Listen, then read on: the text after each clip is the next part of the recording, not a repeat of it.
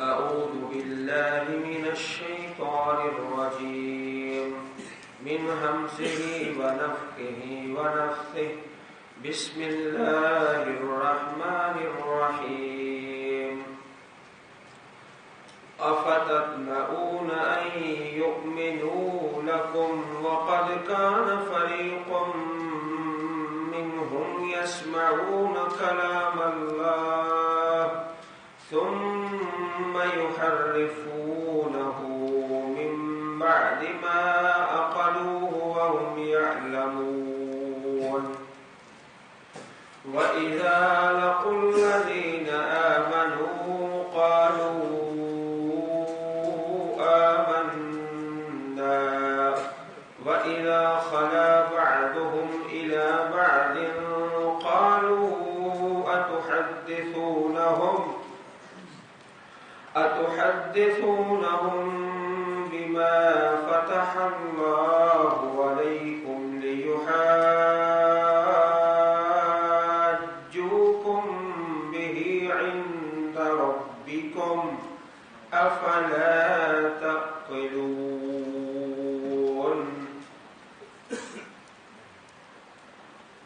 یہ مسلمانوں سے خطاب ہے.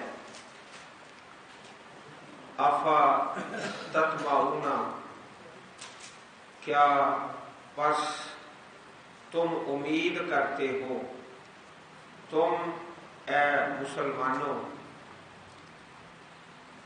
جو نبی اکرم صلی اللہ علیہ وسلم کے ساتھی صحابہ کرام تھے، ان سے یہ خطاب ہے.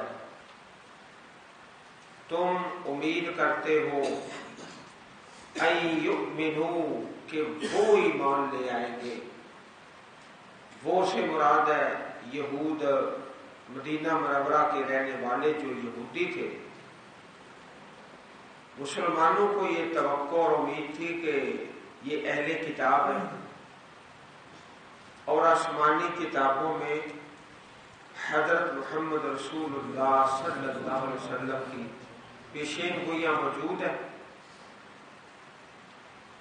آپ کا تذکرہ، آپ کی صفتیں، تو یہ تو یہودی پھٹ ایمان لے آئے. یہ توقع تھی. جو مشرکین تھے یا ان پڑھ، ان کے بارے میں تو یہ تصور تھا کہ جاہل لوگ ہیں، وہ جلدی اسلام کو قبول نہیں کریں گے. ان کے بارے میں یہ تھا. کیا تم امید کرتے ہو اے مسلمانوں کہ وہ ایمان لے آئیں گے تمہارے لیے، یعنی اسلام قبول کر لیں گے. وَقَدْ كَانَ فَرِيقٌ مِّنْهُمْ يَسْمَعُونَ كَلَامَ اللَّهِ، اور تحقیق تھا ایک گروہ ان میں سے. اب چند گروہوں کا تذکرہ ہے جو یہودیوں کے اندر موجود تھے.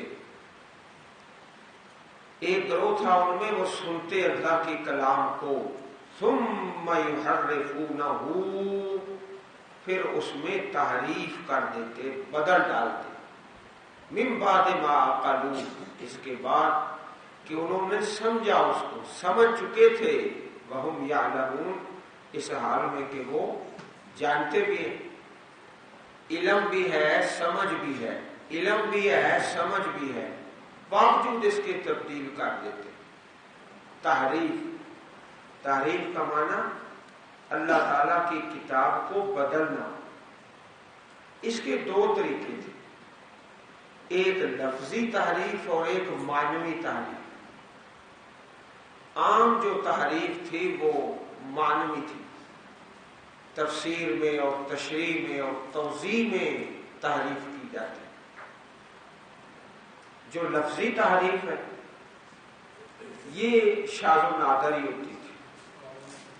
یحرفونہ، تحریف کرتے، تبدیل کر دیتے، بدل ڈالتے کلام اللہ کو تشریح میں، تفسیر میں، توضیح میں، معانی میں.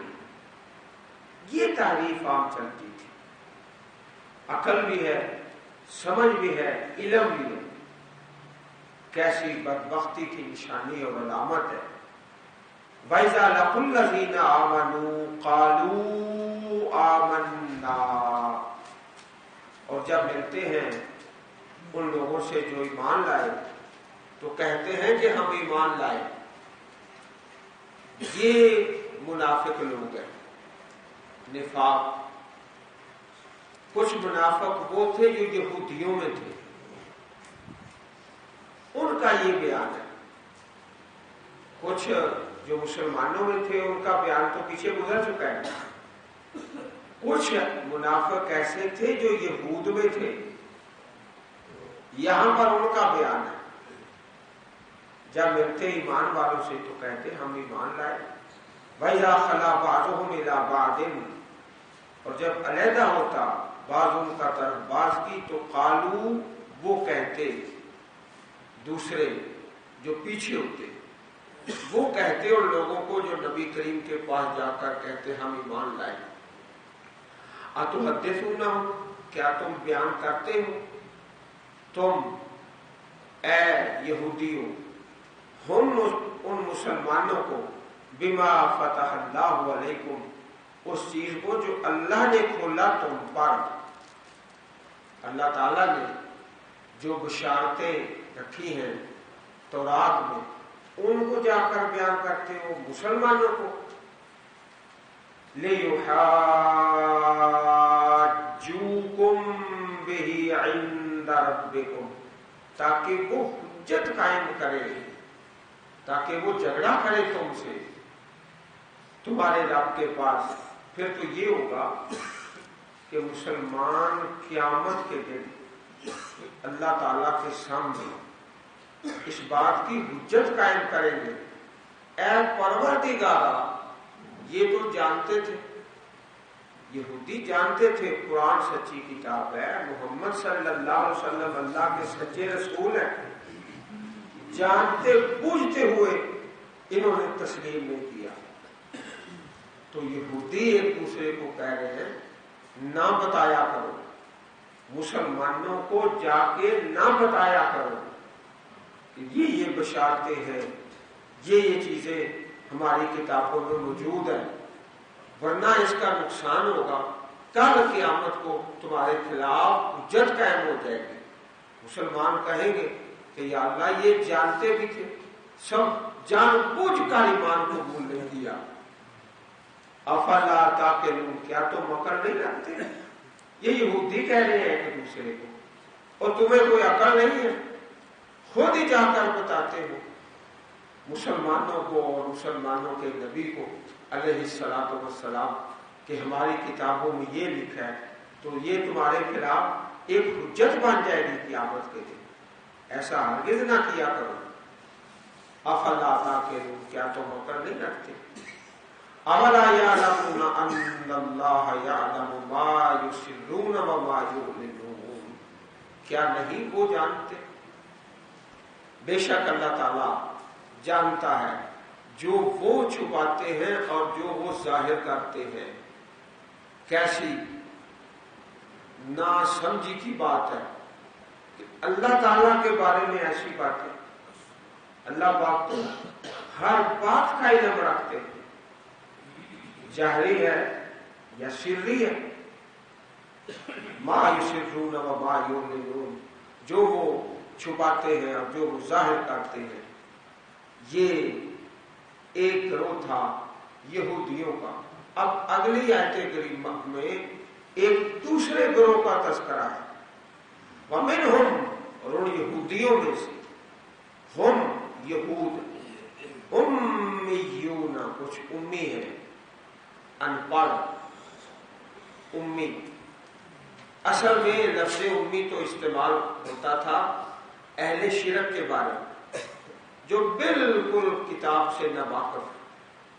تو بعض اوقات یہود کے لیے ایک گروہ ان میں سے ایسا بھی تھا جو امی، ان پڑھ، لا یعلمون الکتاب الا امانی، نہیں وہ جانتے کتاب کو مگر آرزویں. امانی آرزو، یہ جمع ہے امنیت. امنیہ خواہش، روایتیں، ایسی روایتیں جو بالکل بے اصل ہیں. ان پڑھ لوگوں کے بعد آرزو ہے، تمنا ہے. تمنا آرزو کیا ہے؟ کہ ہمارے بڑے جی ہم کو چھڑا لیں گے. ہمارے جو بڑے ہیں نا وہ ہمیں اللہ تعالیٰ کی پکڑ سے چھڑا لیں گے.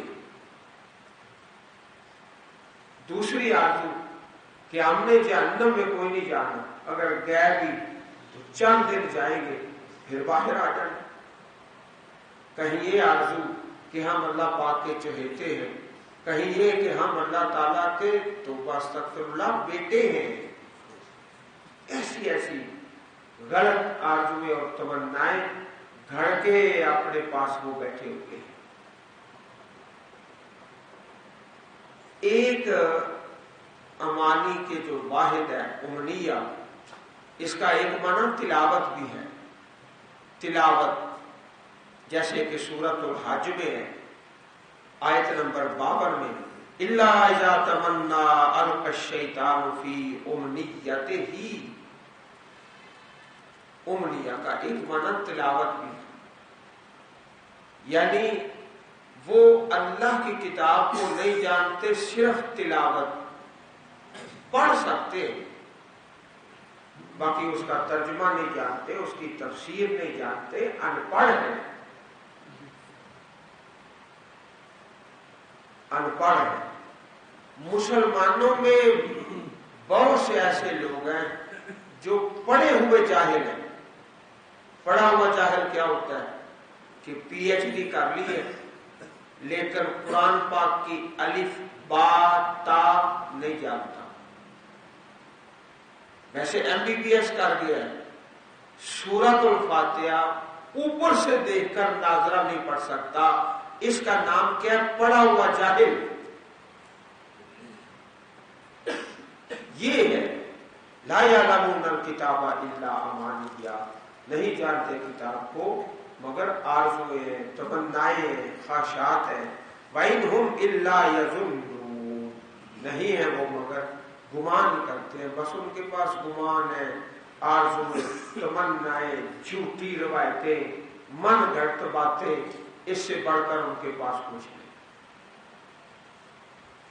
فَوَيْلٌ لِّلَّذِينَ يَكْتُبُونَ الْكِتَابَ بِأَيْدِيهِمْ ثُمَّ يَقُولُونَ هَٰذَا مِنْ عِندِ اللَّهِ لِيَشْتَرُوا بِهِ ثَمَنًا قَلِيلًا فَوَيْلٌ لَّهُم مِّمَّا كَتَبَتْ أَيْدِيهِمْ وَوَيْلٌ لَّهُم مِّمَّا يَكْسِبُونَ.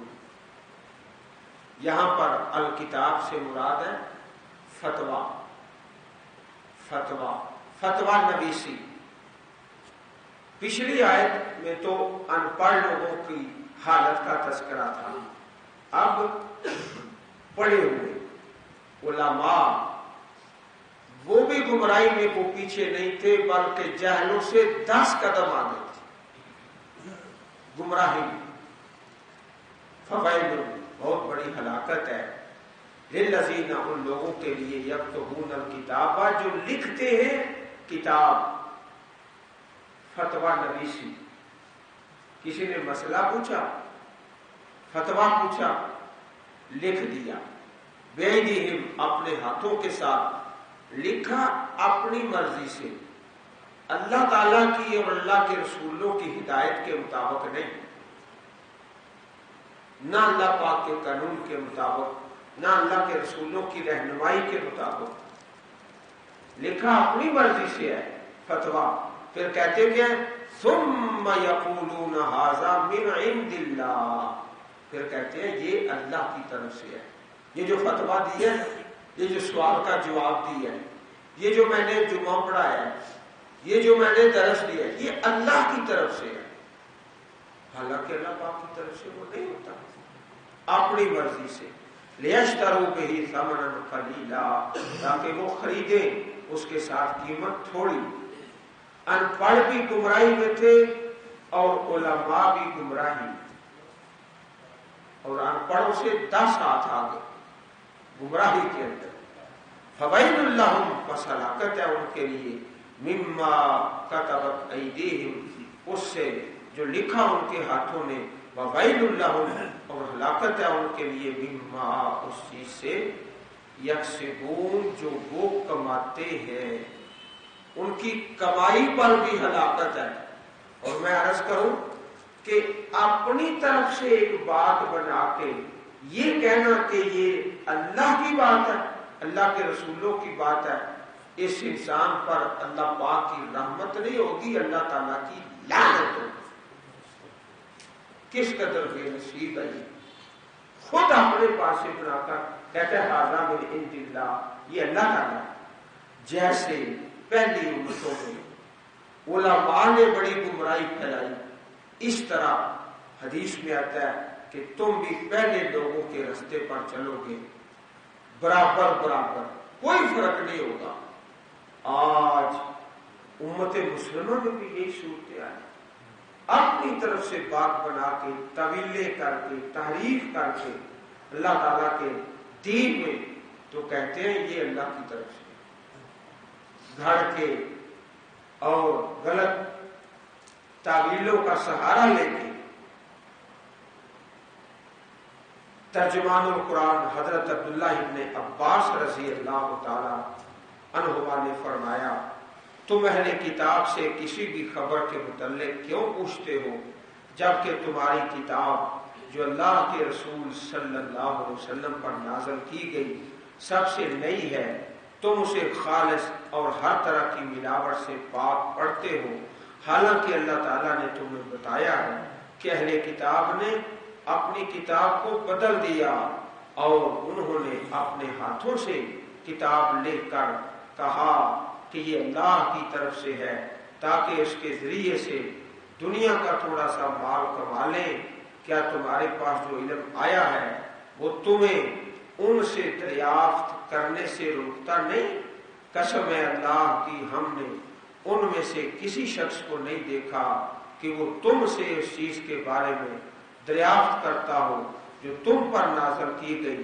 صحیح بخاری کتاب الاعتصام بالکتاب والسنہ، باب قول النبی صلی اللہ علیہ وسلم لا تسألوا، حدیث نمبر 7363۔ جہاں عوام گمراہی میں تھے وہاں علماء بھی گمراہی میں پڑے ہوئے تھے۔ وقالوا، انہوں نے کہا، لن تمسنا النار الا ایاما معدودہ، ہرگز نہیں ہم کو چھوئے گی آگ مگر چند دن گنتی کے، چند دن گنتی کے۔ انہوں نے یہ کہا کہ جتنے دن ہم نے کوئی بچڑے کی پوجا کی ہے چند دن دوزخ میں جائیں گے۔ اول تو جائیں گے نہیں، اگر گئے بھی تو تھوڑے دن، پھر باہر آ گئے۔ یہ انہوں نے آرزو جو پچھلی آیت میں آیا امانیہ یہ بنا رکھی تھی۔ قل کہہ دیجیے اتخذتم من اللہ عہدا، کیا تم نے اللہ کے پاس وعدہ لیا ہے؟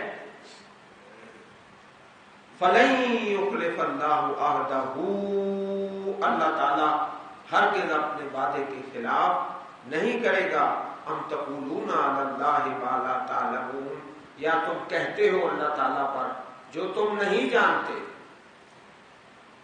جو تم نہیں جانتے۔ حضرت ابو ہریرہ رضی اللہ عنہ بیان کرتے ہیں کہ ایک دفعہ رسول اللہ صلی اللہ علیہ وسلم نے خیبر کے یہودیوں سے کئی سوال کیے، ان میں سے ایک یہ تھا، من اہل النار، آگ والے کون ہیں؟ انہوں نے کہا ہم اس میں تھوڑی دیر رہیں گے پھر اس میں تم ہماری جگہ لے لو گے۔ استغفر اللہ ثم استغفر اللہ معاذ اللہ، تو آپ صلی اللہ علیہ وسلم نے فرمایا اکسعوا فیہا واللہ لا نخلفکم فیہا ابدا، تم ہی اس میں دفع دور رہو، اللہ کی قسم ہم اس میں کبھی تمہاری جگہ نہیں لیں گے۔ صحیح البخاری الجزیہ والموادہ، باب اذا غدر المشرکون، حدیث نمبر 3169۔ بلا من کسب سیئۃ واحاطت بہ خطیئتہ فاولئک اصحاب النار هم فیہا خالدون، بلا کیوں نہیں، جس نے کمایا کیا سیئۃً بڑی برائی، سیئۃً تن تا کے اوپر جو تنوین ہے اس کو کہتے ہیں ترمیم تعظیم، بڑی بڑی برائی۔ تو بڑی برائی سے مراد ہے شرک اور کفر، سیئۃ، بڑی برائی شرک اور کفر، وَأَحَاطَتْ بِهِ، اور گھیر لیا اس کو، خطیئتہ، اس کے گناہ نے۔ تو گناہ سے مراد بھی شرک و کفر ہے۔ سیئۃ بڑی برائی، یہ بھی شرک و کفر ہے، اور خطیئتہ یہ بھی شرک و کفر ہے۔ جیسے اللہ پاک نے شرک کی وضاحت فرمائی، الذین آمنوا ولم یلبسوا ایمانہم بظلم، تو سورہ لقمان میں ان الشرک لظلم عظیم، شرک بہت بڑا ظلم ہے۔ تو یہاں سیئۃ یہ بھی کفر و شرک ہے، اور خطیہ یہ بھی کفر و شرک ہے۔ بس وہی لوگ ہیں آگ والے، ہم فیہا خالدون، وہ اس میں ہمیشہ رہیں گے۔ جو مسلمان ہے، جو کلمہ پڑھنے والا ہے، اس کے جو گناہ ہیں اللہ تعالیٰ چاہے تو اپنے فضل و کرم سے اس کو معاف کر دے، اور چاہے تو اس کو کوئی سزا بھی مل جائے۔ لیکن جو ہم فیہا خالدون ہے نا، اس میں ہمیشہ رہیں گے، اس میں مسلمان نہیں ہے۔ اس میں وہی ہے جو کفر اور شرک پر، سیئۃ اور خطیئۃ، بڑی برائی کمالی۔ اللہ پاک نے ایسے لوگوں کے متعلق فرمایا، وَقَدِمْنَا إِلَىٰ مَا عَمِلُوا مِنْ عَمَلٍ فَجَعَلْنَاهُ هَبَاءً مَّنثُورًا، جو اہل کفر و شرک ہے، ہم ان کے عملوں کو ایسے بنا دیں گے جیسے غبار ہے بکھرا ہوا۔ ایک آدمی کافر مشرک ہے، رفع عامہ کا کام کرتا ہے، رفع عامہ کا، ہسپتال بنا دیا، غریب لوگوں کی مدد کر دی، اور کوئی رفع عامہ کا کام کر دیا، تو اس کا صلہ دنیا میں اس کو دے دیا جاتا ہے، آخرت میں اس کے لیے کچھ نہیں۔ والذین آمنوا وعملوا الصالحات، اور وہ لوگ جو ایمان لائے اور عمل صالح کیے، اولئک اصحاب الجنہ ہم فیہا خالدون، وہی جنت والے ہیں، وہ اس میں ہمیشہ رہیں گے۔ ہمیشہ رہنے کے لیے مومنوں کے لیے جنت ہے، جن کے پاس ایمان ہے اور عمل صالح ہے۔ وَإِذْ أَخَذْنَا مِيثَاقَ بَنِي إِسْرَائِيلَ لَا تَعْبُدُونَ إِلَّا اللَّهَ وَبِالْوَالِدَيْنِ إِحْسَانًا،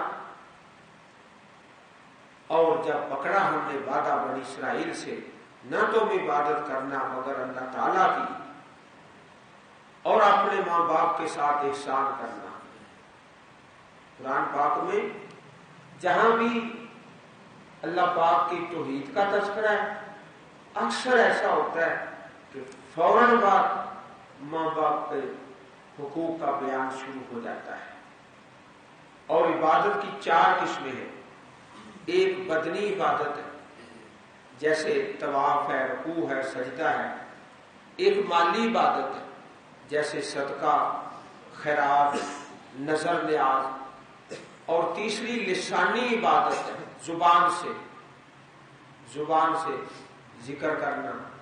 اور چوتھا قلبی عبادت، دل سے کسی پہ امید اور بھروسہ رکھنا اور امید رکھنا۔ یہ چاروں کی چاروں عبادتیں اللہ احکم الحاکمین کی، چاروں قسم کی، بدنی، مالی، لسانی، قلبی، سب لا تعبدون الا اللہ، صرف اللہ۔